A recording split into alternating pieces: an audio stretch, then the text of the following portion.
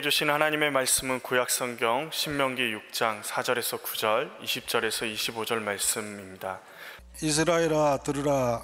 우리 하나님 여호와는 오직 유일한 여호와이시니 너는 마음을 다하고 뜻을 다하고 힘을 다하여 내 하나님 여호와를 사랑하라.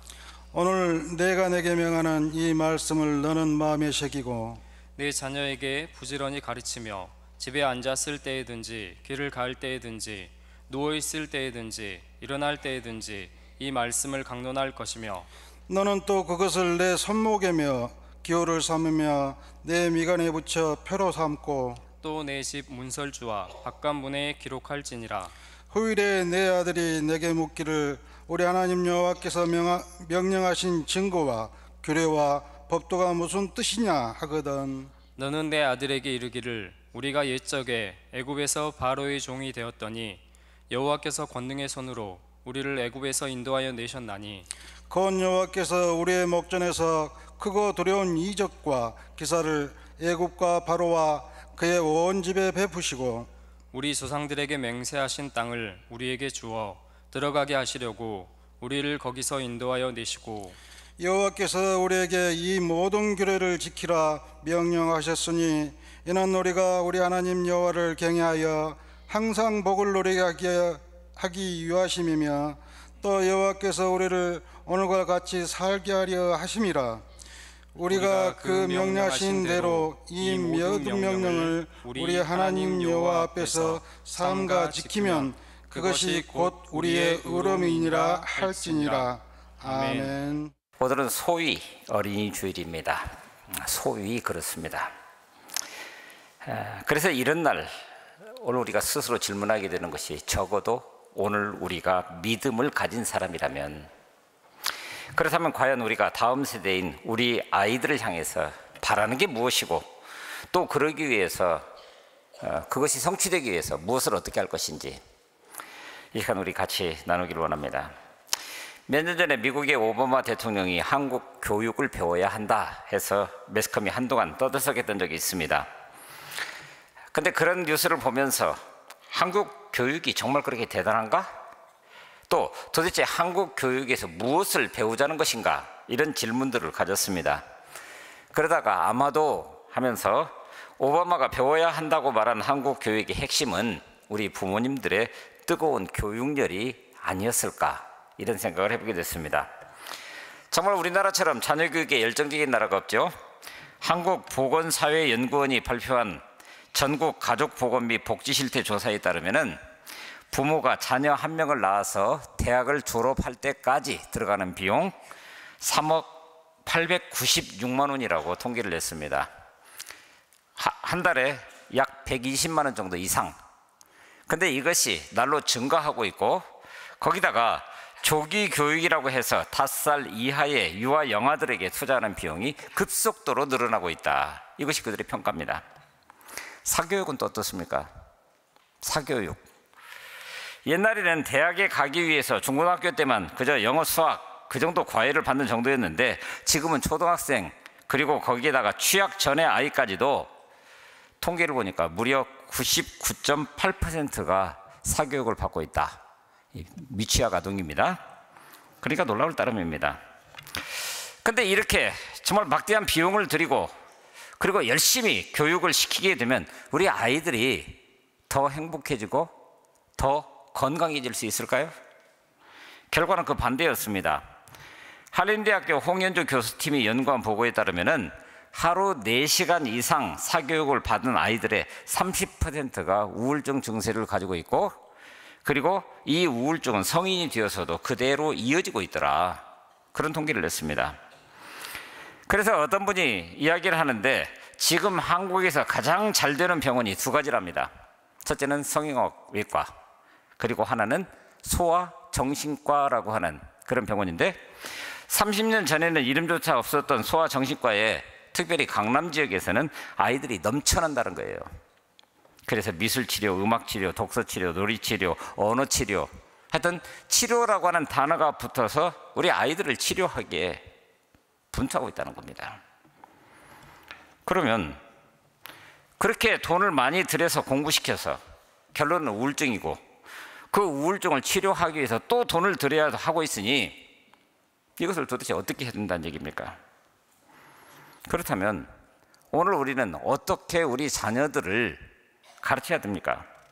그래서도 오늘 우리에게 주신 신명기 이 말씀에 집중할 수 있어야 됩니다.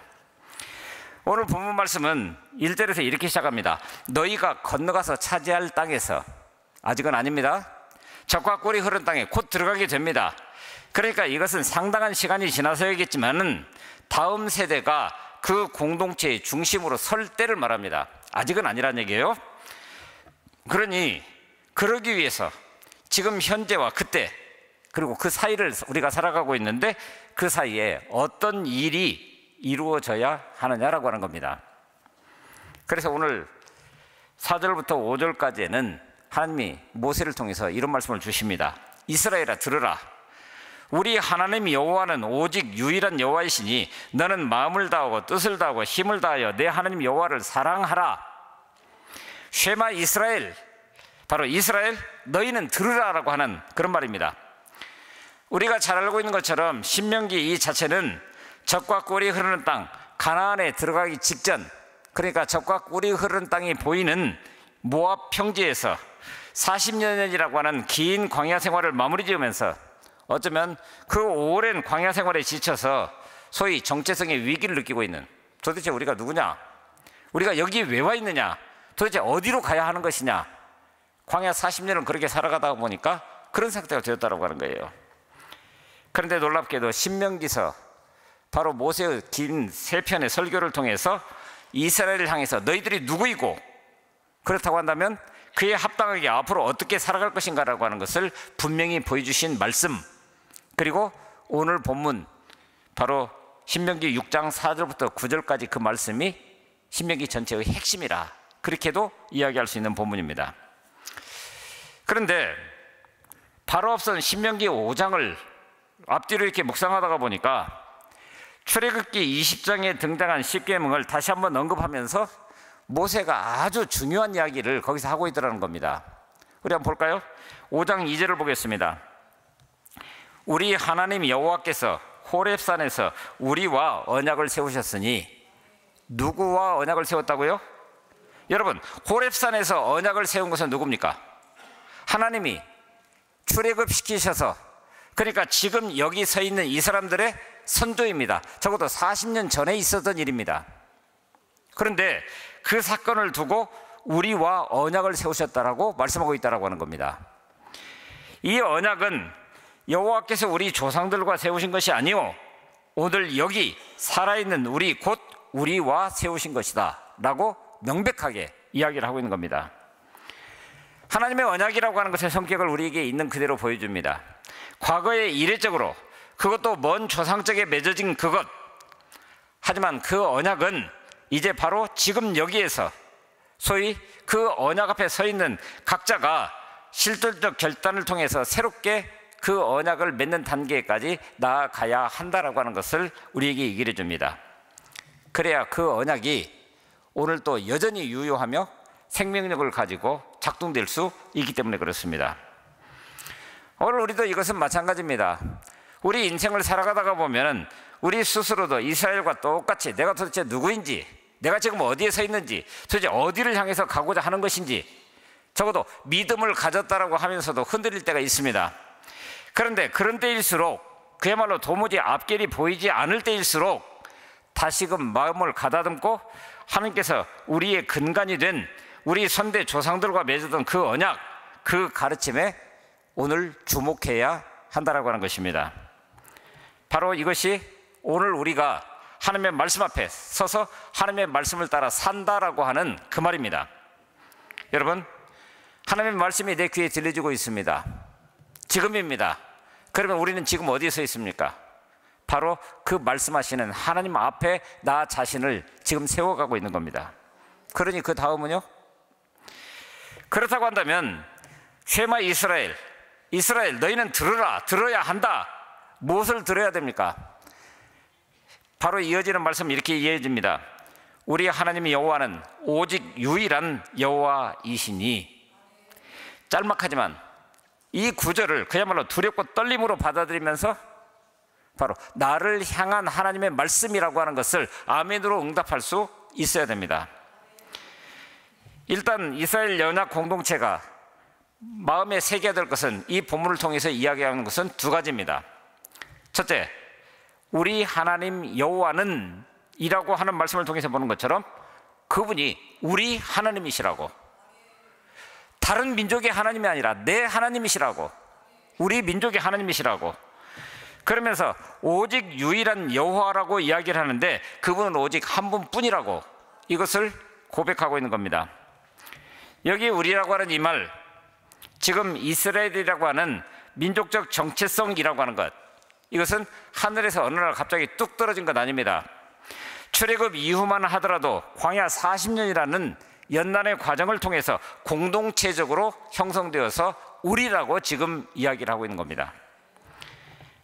애굽에서 그들이 겪었었던, 무려 430년을 종살이하면서 겪었던 그 모든 것들, 그런데 그들의 부르짖음을 들으시고 하나님께서 모세를 보내주셨습니다. 하나님의 말씀이 선포되고 있습니다.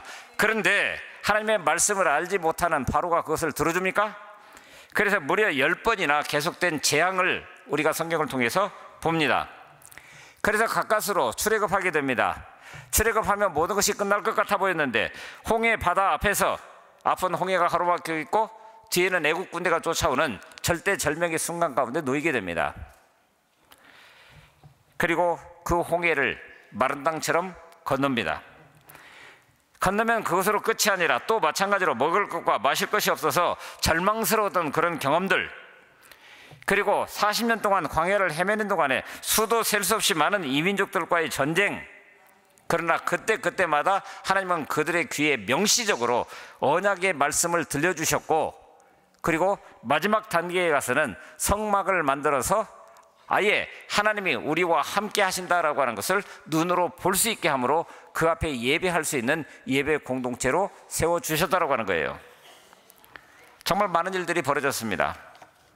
삶은 늘 곤고했지만, 그러나 그때마다 하나님은 우리에게서 멀리 떠나서 아무 상관없이 존재하는 그런 분이 아니라 너무나 이르지도 않게, 너무나 늦지도 않게 모든 것을 공급해 주셨습니다. 그러니까 이스라엘은 그 모든 과정을 바로 역사적 사실 속에서 함께 겪어낸 그런 사람들입니다. 그러니까 우리 하나님 여호와는 이라고 하는 이 고백 속에는 이런 다채로운 경험이 한꺼번에 녹아져 있는 것입니다. 그러므로 이 고백이 그야말로 한 공동체에서 공통의 고백으로 고백될 때마다 사람들은 함께 걸어왔던 시간을 떠올리면서 우리 하나님 여호와는, 우리 하나님 여호와는, 그렇게 하면서 애틋한 마음을 품게 될 것입니다. 여러분, 3000년 전에 적과 꿀이 흐른 땅이 보이는 모압 평지에서만 이런 일들이 있었을까요? 오늘 우리 교회는 어떻습니까? 이제 83주년을 넘어서서 84주년으로 갑니다. 84년이라고 하는 기간, 되새겨 보게 되면 수많은 사건들이 있었습니다. 밑바닥에 처박히는 순간도 있었습니다. 그리고 하늘의 기쁨으로 충만한 그런 시간도 있었습니다. 이런 모든 것들이 아우러져서 그때를 감당했었던 수많은 우리 선조들이 있어, 선대들이 있어서 오늘 우리가 여기 서 있는 겁니다. 그리고 그 과정에 오늘 우리는 동일하게 바로 우리 하나님 여호와는, 이런 고백을 가지고 지금 이 자리에 우리가 서 있는 겁니다. 그런데 그분이 어떤 분이시라고요? 오직 유일한 여호와시라고, 그분은 오직 한 분뿐이라고. 그런데 이 고백도 대단히 중요합니다. 이것은 물론 하나님의 단일성에 대한 고백입니다. 그런데 사실 이 고백이 있기까지는 쉽지 않은 과정들을 겪어내야 했습니다. 특별히 3000년 전에 그들이 애굽에서 출애굽할 그 당시 고대 세상에서는 그야말로 다양한 신들이 존재했습니다. 그 신들은 저마다의 역할과 통치 영역이 정해져 있었습니다. 출산을 돕는다든지, 비와 바람을 보내서 농사가 잘 되게 한다든지, 바다를 관장한다든지, 전쟁을 주관한다든지, 이렇게 역할이 주어져서 그 역할, 그것만. 자, 그런데 여러분, 오늘 우리 이성적인 판단으로 한번 생각을 해보면 그런 신이라고 한다면 그것을 신이라고 얘기할 수 있습니까? 신이라고 하는 것은 무엇입니까? 인간과 달리 모든 것을 할 수 있는 사람들 아니에요? 아니, 모든 것을 할 수 있는 그런 존재 아니에요? 그런데 분야를 맡아가지고 그것 외에는 전혀 손을 못 쓰는 신이라고 한다면 그게 신이라고 얘기할 수 있겠냐고요. 그런데 그 당시는 그랬다라고 하는 거예요. 그런데 놀랍게도 히브리인들은 그렇게 복잡 다단한 다른 역할들을 간직하고 있던 다른 신들에게 부여되었었던 이 모든 속성들이 여호와 하나님 한 분만으로, 그래서 다른 신들의 존재 자체를 인정하지 않았습니다. 오직 유일한 여호와, 그분은 한 분 하나님이시라고 그렇게 고백하면서, 그런데 이 고백 속에는 더 심오한 의미가 담겨져 있습니다. 한 분이라고 하는 단어 자체가 아니라 바로 그 한 분 하나님이 우리와 연관지어서 지금까지 해오신 역사적 사건이라고 하는 거예요. 여호와 하나님은 애굽이라고 하는 막강한 전제 정치하에서 인간으로서 존엄성을 박탈당한 채로 노예로 살고 있었던 히브리 민족을 불쌍히 여기시고 그들이 부르짖을 때마다 신원하시고, 그리고 그들을 회복시켜 주시기 위해서 인간의 역사 가운데 개입해 들어오셨다라고 하는 겁니다. 강자의 논리에 근거가 될 수밖에 없었던 다른 종교의 신들과는 달리 오직 여호와 하나님만이 히브리 하비루라고 하는 단어에서 왔다고 얘기를 합니다. 근데 이 단어는 불가촉 천민이라고 표현되는, 인도에서 그러죠, 더 이상 어떻게 해볼 수 없는 밑바닥 인생을 살아가는 방랑하는 그런 사람들, 그런 뜻인데, 그런 자들을 당신의 백성으로 택해서 그들을 출애굽시켰고 지금 여기 서게 했다라고 하는 거예요. 그러니까 이 사실을 잊지 말라는 겁니다. 그러니 어떻게 하라고요? 5절에 보니까 당신들은 마음을 다하고 뜻을 다하고 힘을 다하여 주 당신들의 하나님을 사랑하십시오. 제가 좀 쉬운 성경을 읽어드렸습니다. 이것은 생각하고 판단하고 그래서 납득이 되면 따르도록 하십시오, 이 말이 아닙니다. 쉐마 이스라엘, 이스라엘 너희는 들으라. 왜요? 압도적인 구원을 인간적인 방법으로는 생각할 수 없는 그런 상황 가운데서 구원받았음을, 그러므로 그 일을 경험한 이들에게 주어진 당연한 명령입니다. 하나님을 사랑하되 신용만 하지 말고 자발적인 의지로 자아 전체를 바쳐서 때때로는 희생을 각오하면서까지라도 그 하나님을 사랑하라는 거예요. 왜요? 바로 하나님이 오늘 우리를 먼저 그렇게 사랑하셨기 때문에. 물론 사랑은 의지와 관계없이 저절로 발생하는 어떤 감정입니다. 그래서 영어에서도 fall in love라고 그러죠. 사랑에 폭 빠진다, 그렇게 표현을 합니다. 그러나 사랑에 그렇게 빠진지는 모르겠지만 그 사랑이 계속 지속적으로 유지될 수 있기 위해서는 매우 의지적인 노력을 해야 하는 거예요.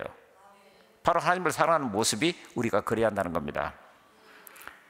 그런데 오늘 본문을 쭉 묵상하다 보니까 좀 이상한 부분이 있었어요. 왜 그렇게 해야 되는 이유가 도대체 뭐냐라고 하는 거예요.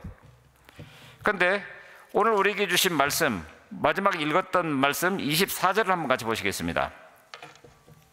24절 말씀, 여호와께서 우리에게 이 모든 규례를 지키라 명령하셨으니 이는, 그 이유는 뭐라고요? 우리가 우리 하나님 여호와를 경외하여 항상 복을 누리게 하기 위하심이며 또 여호와께서 우리를 오늘과 같이 살게 하려 하심이니라. 그리고 이것이 오늘 본문이 시작되는 2절 3절에 보면은 이렇게 나옵니다.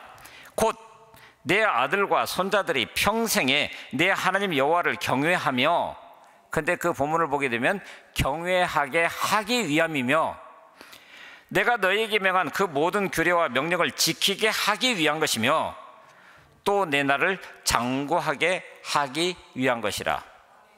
자 여러분, 그러면 하나님을 사랑하라고 하는 이 명령이, 그러니까 말씀을 듣고 지켜 행하라고 하는 이 명령이 왜 주어졌다고요? 바로 우리에게 복을 주시기 위한 말씀이라는 겁니다. 그렇다면 내 하나님, 우리 하나님 여호와를 사랑하는 이 말씀, 일방적으로 주어진 그런 명령이 아니라 택하신 백성에게 복에 복을 더하시기 위함이라고 하는 내 하나님, 우리 하나님의 여호와 그 하나님의 약속 아닙니까? 그러니 그 언약이 오늘 우리에게도 여전히 유효하자고 한다면, 그야말로 내가 복받기를 원한다고 한다면, 그래서 오늘 내가 장구한 삶을 살아가기를 원한다고 한다면 이것이 결국은 하나님 안에 있어야 한다라고 하는 것을 우리에게 있는 그대로 보여주고 있는 겁니다. 그렇다면 이것을 어떻게 가르칠 겁니까? 미국 오바마 대통령이 한국 교육을 배워야 한다고 했을 때 그것은 아마 우리의 교육열일 거라고. 그런데 교육에는 열정만 필요한 것이 아니라 교육학자들이 얘기할 때는 적어도 3가지는 있어야 된다는 겁니다. 첫째는 열정입니다. 이것은 자세죠. 두 번째는 시스템입니다. 이것은 방법론입니다. 세 번째는 교육의 가치, 도대체 무엇을 위해서 이것을 하고 있느냐라고 하는 목적의식이 분명해야 된다는 거예요. 그런데 오늘 우리 현실은 어떻습니까? 오늘은 자꾸 미국 얘기를 해서 죄송합니다만은 한국 학생이 미국 하버드 대학에 들어가는 비율이 전 학생의 약 1% 정도 된다고 그럽니다. 1% 그러니까 별것 아닌 것 같아 보이죠. 미국민들의 인구가 3억 정도 됩니다. 그런데 한인들은 기껏 해봤자 150만 정도 됩니다. 어쨌든 합법적으로 150만 정도. 그러면 1%면 이건 엄청난 숫자입니다. 미국 전국에 8,000개 대학이 있는데 그 중에서 최고 가는 대학이라고 하는 이 대학에 한국 학생들이 그렇게 많이 들어간다는 거예요. 그런데 이렇게 어렵게 들어가서 중도에 그만두는 퍼센테이지가 무려 44%라는 거예요. 어떤 통계를 보니까 그래요. 10명이 입학을 했으면 4명 내지 5명이 그만둔다는 겁니다. 왜 그럴까요? 교육에 열정이 없어서 그럴까요? 교육 방법에 문제가 있기 때문이라고 평가합니다. 대부분이 한국 부모 영향 하에서 공부를 하다가 보니까 듣고 외우고 시험 보는 방식으로 공부합니다. 그래서 학교에 들어가긴 해요. 좋은 성적 가지고. 그런데 학교에서는 더 이상 그 방법이 통하지 않습니다. 수업 들어가자마자 자기의 생각을 얘기를 해야 되고 토론에 적극적으로 참여해야 하고 그리고 무엇인가를 끊임없이 자기 생각을 써서 내야 되는데 자기 생각이 아니라 그저 듣고 외우고 시험 보는 그런 방식으로만 여기까지 왔으니 그렇다는 거예요. 그래서 우리 교육에 없는 것이 3가지라고 교육학자들이 계속해서 얘기를 합니다. 첫째는 배우는데 체험이 없고, 둘째는 자기 성찰이 없고, 세 번째는 토론이 없다라고 하는 겁니다. 그냥 머리에 집어넣기만 한다는 거예요. 그런데 오늘 말씀은 여기에 대해서 우리에게 무엇을 이야기를 하고 있습니까? 6절 말씀 볼까요? 오늘 내가 네게 명하는 이 말씀을 너는 마음에 새기고, 이 말씀을 너는 마음에 새기고, 가르치는 것이 먼저가 아닙니다. 먼저 스스로가 새기는 것입니다. 새긴다라고 하는 것은 칼이나 정을 가지고 나무나 돌에다가 조각하는 것입니다. 그냥 외워서 되는 일이 아닙니다. 히브리어에서 마음은 레브, 다른 말로는 심장이라고 이야기를 합니다. 그러니까 이 말을 그대로 반영하자면은 교육이라고 하는 것은 하나님의 말씀을 인간의 심장에다가 새기는 것을 말합니다. 그런데 중요한 것은 누구의 심장에 새기느냐, 가르침을 받는 대상의 심장에다가 새기는 것이 아니라 가르치는 교사의 심장에다가, 그렇죠? 이 말씀을 너는 마음에 새기고, 지금 말씀을 듣고 있는 이 사람에게 그렇게 얘기하고 있으니까. 자, 여러분, 오늘 우리의 심장 속에 하나님의 말씀이 새겨져 있습니까? 그래야 거기서부터 누군가에게 가르침이라고 하는 것이 가능할 텐데, 그런데 여러분, 여러분들의 자녀를 누가 가르쳐야 된다고 생각합니까? 때때로 학교에서 선생님이 가르쳐야 된다고 얘기를 합니다. 어떤 분은 자녀를 교회에 맡기면서 교회에서 말씀으로 가르쳐야죠 그럽니다. 맞습니다. 학교도 가르치고 교회도 가르쳐야 됩니다. 학교는 지식을 가르치고 교회는 신앙을 가르치는데, 그러면 각 가정에서는 무엇을 가르치시겠습니까? 50대 3천 법칙이라고 하는 것이 교육학에서, 특별히 기독교 교육학에서 통용되는 어떤 법칙이라고 그럽니다. 50이 뭘까요? 바로 우리 아이들이 1년 동안 교회에 머무는 시간입니다. 지금 우리 그렇지 않습니까? 2부, 3부 때 그 시간. 그리고 언제 이 아이들이 교회에 옵니까? 그러면 나머지 시간은 전부 세상에서 보냅니다. 그 중에 절반 이상은 가정입니다. 그러면 교회에서 1시간 배우는 거 하고 가정에서 몇 시간 이상씩을 함께 머물면서 그들이 스스로 체득하게 되는 그거하고 어느 쪽이 더 비중이 셀까요? 혹시 교회 나오는 시간이 1시간이 아니라 2시간이라고 한다면 100대 3000 법칙이 통용이 되겠죠. 물론 이 말은 교회는 자녀 교육에 책임이 없다는 말은 아닙니다. 교회는 마땅히 자녀들을 하나님의 말씀으로 가르쳐야 합니다. 그리고 교회는 마땅히 맡겨주신 자녀들을 가르쳐야 됩니다. 그래서 요새는 기독교 교육을 얘기를 할 때 바로 가정을 바탕으로 한 교회 교육을 얘기를 합니다. 그래서 교회와 가정의 연계라고 하는 것이 굉장히 중요한 요소로 등장하고 있습니다. 그런데 문제는 오늘 우리 자녀 교육이 어디에서 이루어지고 있느냐라고 하는 거예요. 가정 밖에서 이루어지죠? 예수 믿지 않는 사람들의 자녀 교육은 100% 학교나 학원에서 이루어집니다. 믿는 가정의 경우는 자녀를 주일날 교회는 보내지만은 안 믿는 가정과 별반 차이가 없어 보입니다. 평일에 학교에서 학원에서 교육받는 것 똑같기 때문에 그렇습니다.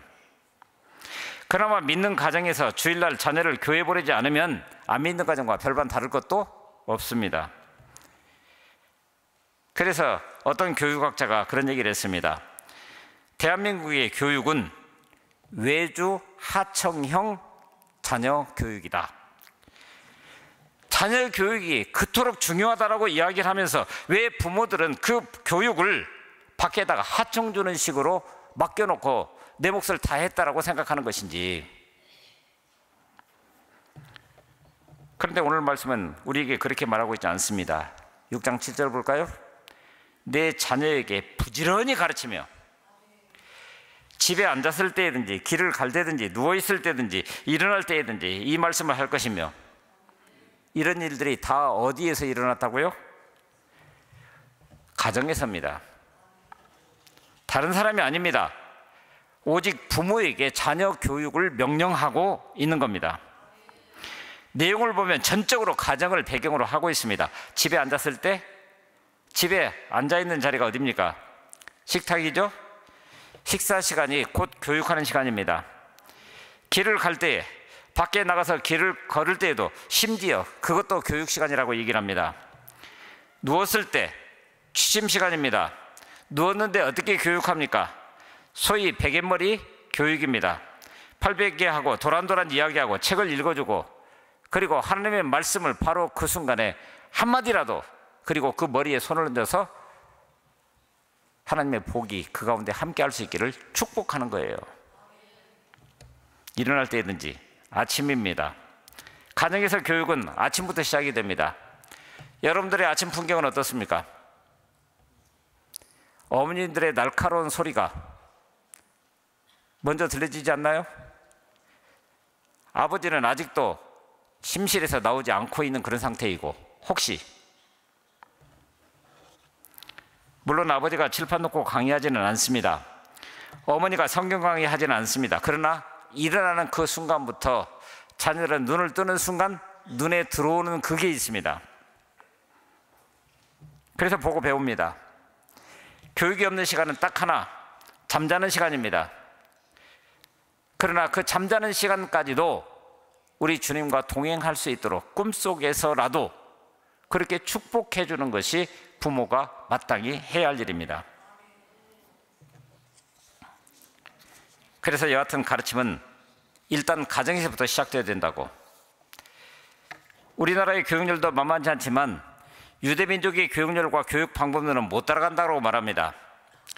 제가 생각하기에는 아이가 자라가면서 교육, 가르침 이런 것을 이야기하는데 가정이 아니라 부모의 손을 떠나 밖에서 시작되고 있다라고 하는 것이 이런 차이를 가져오는 것 아닌가, 이런 생각을 해보게 됩니다.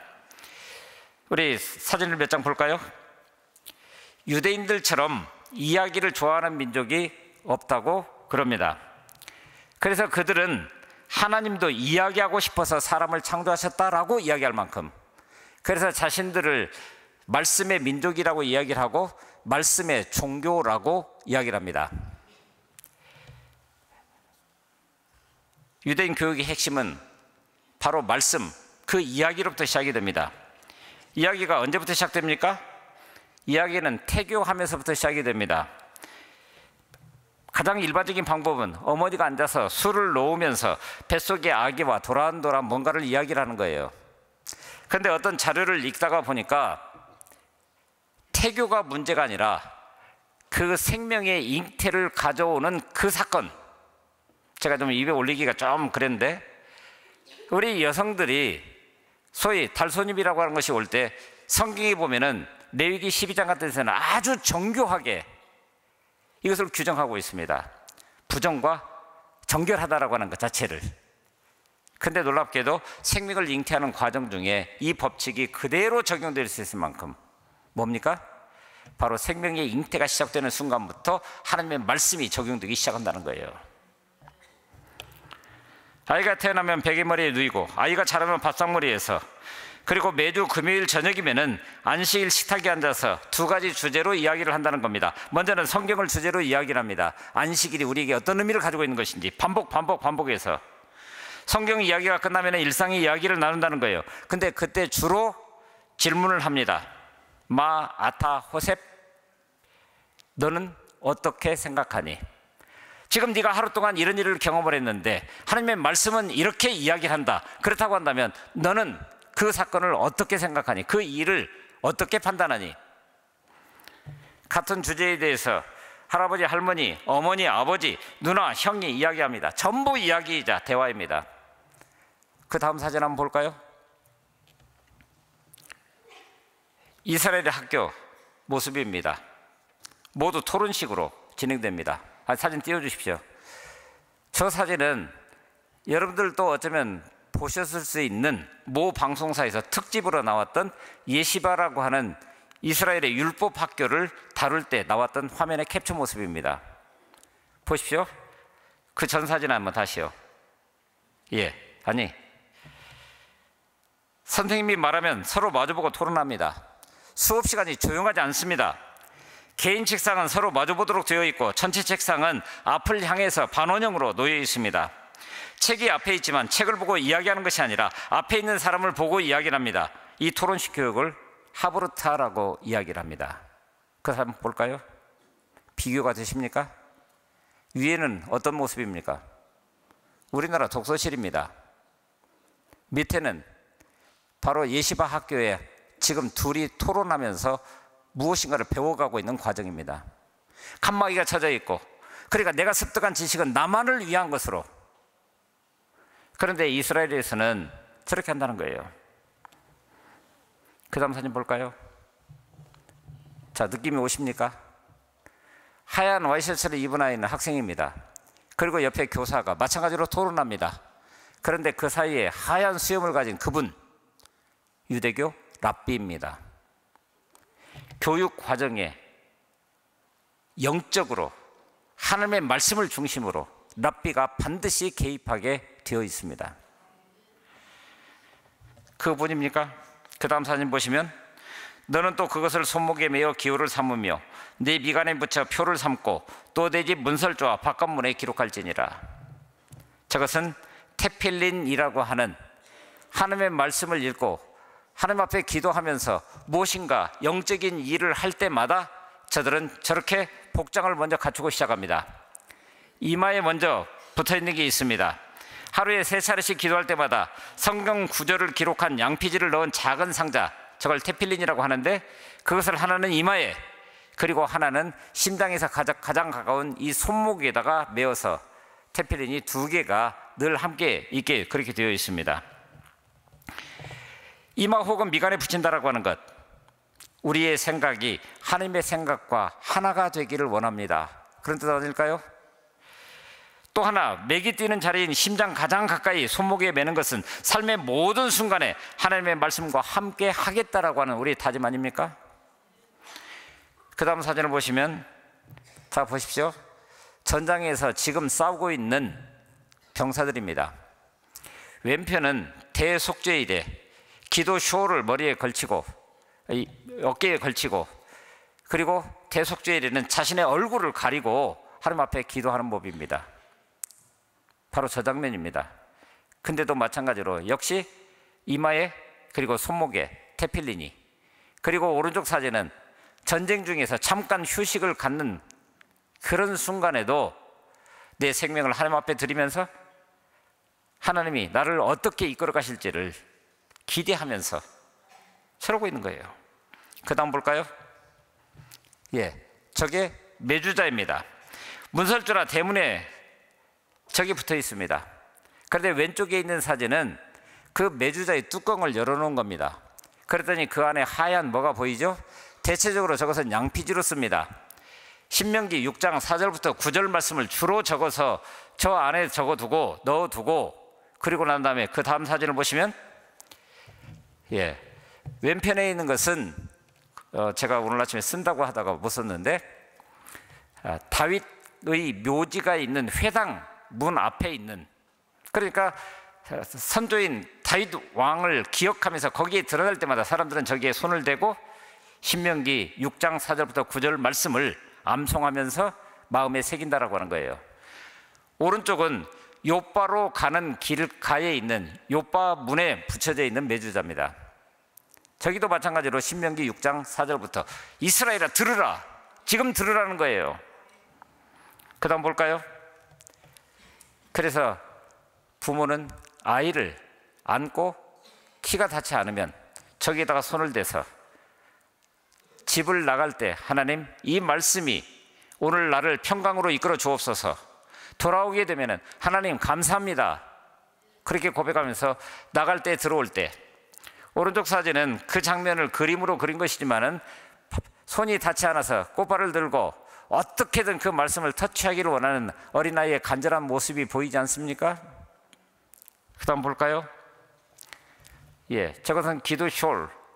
그런데 기도숄의 맨 마지막 부분에 보면은 이렇게 매듭이 나와 있는 것을 보게 될 것입니다. 저것은 찌찌트라고 하는 기억의 오수를 말합니다. 그러니까 그 찌찌트를 볼 때마다 하나님과 내가 어떤 관계에 있는지, 맨 처음 우리를 불러주셨을 때 언약 관계에 있는 하나님의 거룩한 백성으로 불러주셨는데 오늘 내가 그런 존재인가라고 하는 것을 스스로 저 수를 볼 때마다 기억한다라고 하는 거예요.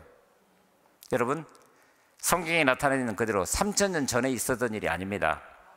지금입니다. 평상복입니다. 저게